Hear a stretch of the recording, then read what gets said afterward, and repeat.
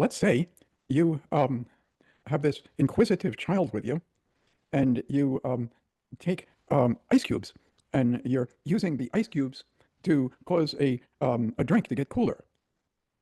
And let's say the child picks up one of the ice cubes and says, "This is very cold. What is it made of? And how come when I hold it, my hand gets wet?" And you might say, well, it's made of water. Indeed, it is just like water, except it's different than water, because water is liquid and this cube is solid. And then this child says to you, well, what caused this water that was liquid to become solid? And you would probably know how to answer that. And you'd explain, well, this is what happened. This is what I did. I put this water into the freezer, and it was so cold. And when it gets very cold, the cold causes the water to freeze. And then this child says, well, if you took that much water, exactly the same, and put it into the same amount of cold, he's a smart kid, huh? So if you took the same amount of water and put it into the same amount of cold, could it have not frozen? If you put the same amount of water for the same amount of time in the same amount of cold, could it have not frozen? And I think that's worth a moment or two of consideration. But I kind of think you'd mosey around to saying, no, the same amount of water in the same amount of cold for the same amount of time caused it to happen like it did. If these things happen that are causative, this thing is absolutely going to happen if these things happen that cause this to happen. Are you with me so far? Is it normal for me to wake up in the middle of the night thinking about this? Or should I get one of my friends to talk with me a little bit about this? Not about the ice cubes, but about what's up with me that I would even be thinking about such a thing. But the deal is, you know that if something happened and you know what caused it to happen, that something caused it to happen and you know what it is. So if something happened and you know what caused it to happen, and it happened, and you know what caused it to happen, if it was caused to happen the way you saw it happen and know that it happened, could it have not happened? Well, I can't figure out how it could have not happened if something caused it to happen. If, unless something else changed and interfered with it. But if it actually happened, then it seems to me that if you know what caused it, that you know what caused it, and what caused it to happen, it couldn't have not happened. Now, I'm going to give you a very different situation. Let's say you come home from the grocery store, and when you walk into your house, the couch that's there in the living room is upside down. And you don't have any idea what could have caused the living room couch, pretty heavy couch, to become upside down while you were out at the store. So if I say to you, what caused it to happen? Wouldn't it be likely that you would say, I don't know. I have no idea what caused that to happen. But if I said to you, well, did anything cause it to happen? I think you might say, well, I don't know what. And we agree that you don't know what caused it to happen. But I ask you again, not what caused it to happen, but did anything cause it to happen? Those of you who would answer, well, yeah, something caused it to happen. I don't know what the hell caused it to happen, but of course something caused it to happen. How do you know it happened? Those of you who would kind of answer that way, would you indicate yes by continuing to breathe? Let's get an even more affirmative answer. Would you indicate yes, perhaps, by at least very slightly, if not more, just kind of nodding your head? If it happened, do you know something caused it to happen? Most of us think so. Some of us are going, I don't know about that, but sure you do. So even if this guy goes to the dermatologist, skin doctor, and the doctor looks at him, the doctor might say, you've got this rash on your knee. And I think I know what caused it. And then he explains to the guy what he thinks caused the rash. That could happen, couldn't it? Can you imagine something like that happening? But what if the doctor didn't know what the cause was? Would she say, as I look at this rash on your knee, I'm convinced that nothing has caused it. Is she ever going to say, I see this rash? Nothing has caused that rash to exist. Now, so a lot of you are thinking, nope, I don't like it. I don't think she would, not one bit. She might say, I don't know, but she's not going to say nothing caused it.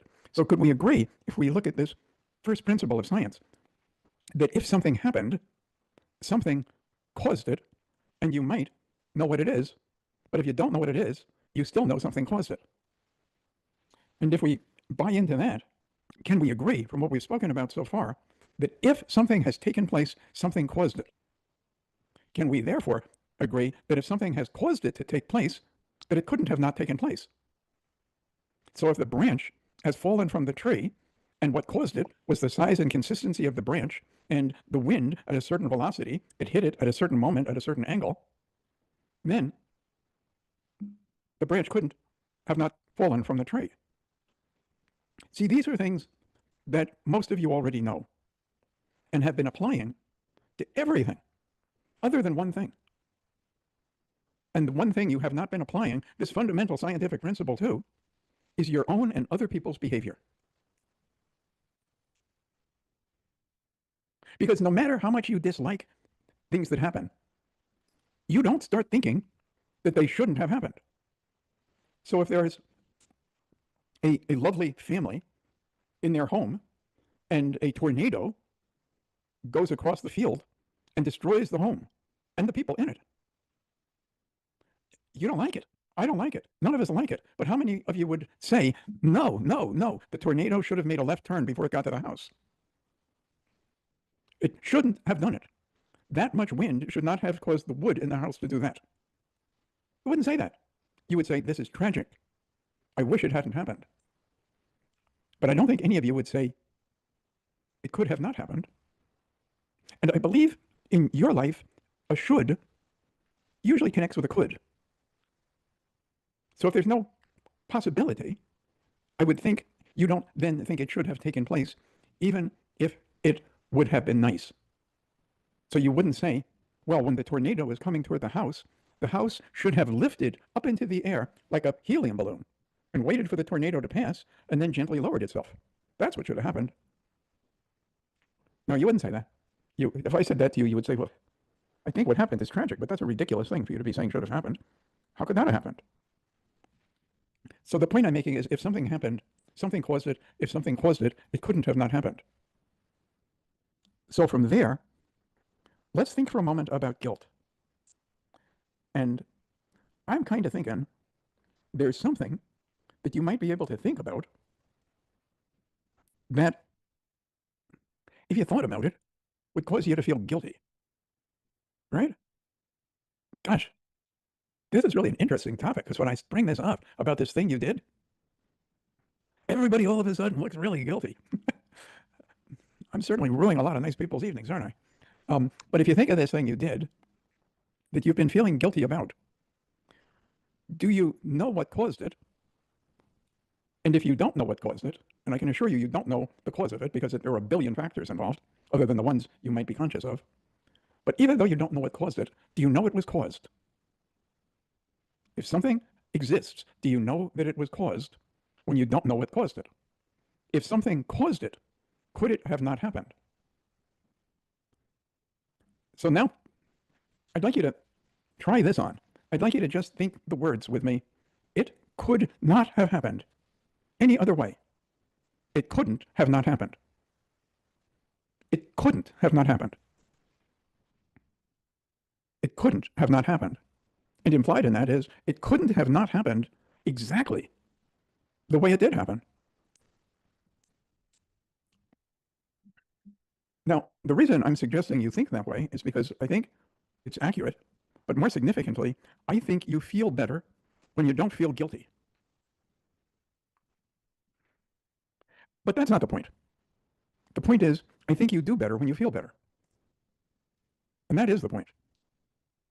So I'd like you to imagine somebody that you love driving down the highway at about 70 miles an hour, and right next to your beloved person, there's an 18-wheeler going about the same speed.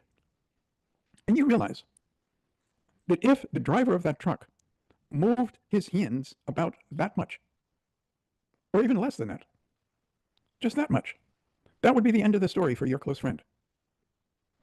That's not a surprising situation for people to be in. Have you ever been in the highway right next to an 18-wheeler? And if that driver went, you probably wouldn't be hanging out with us tonight. So it's not about you. Your friend is in the car. The 18-wheeler is right next to your friend. And my question for you is,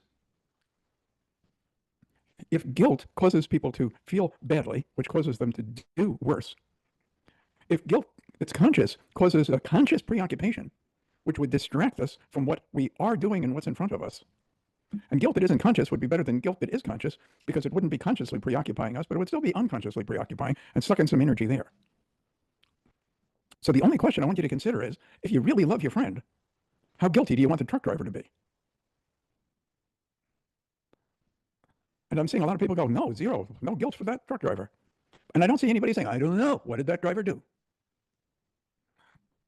Well, he did something just terrible. Okay, then I don't care, make him guilty as hell. And if he loses control of the steering, well, my friend will become, peanut butter. The point is that you know that the world is going to be better if the truck driver isn't feeling guilty. Of course, the purpose of feeling guilty is to motivate us to do better, so we're better to other people. How's that working out for you? And do we find that the way to make good changes in our lives is generally to feel really guilty? I remember that the only thing that occurred to me to do when I felt guilty about smoking cigarettes was to smoke a cigarette, because it would distract me from that guilt. Hey, did anybody ever find that? I mean, I've got the cure for feeling guilty about weighing too much. Have some of you discovered it? Because I really had that down. If you feel guilty about how much you weigh, the solution is generally like a cupcake. Because while the cupcake's in your mouth, how guilty are you? Or, this gal feels pretty guilty about, that she's been cheating on her husband. But the question is, I guess it didn't get her to stop, but she did figure out how to stop the guilt. What stops the guilt? Yeah, I feel really guilty about doing it. You mean while you're doing it? No, for heaven's sakes, not while I'm doing it. I'm a little, in the moment. Anyway, just a thought, because when we start thinking we should have done other things, the problem is our own minds then think it's possible to cause us to have done other things and begin doing all kinds of things that don't do a damn bit of good, but just cause us to feel badly and do badly, so we end up feeling guilty about something else. So, you've heard that it's a good idea to forgive yourself.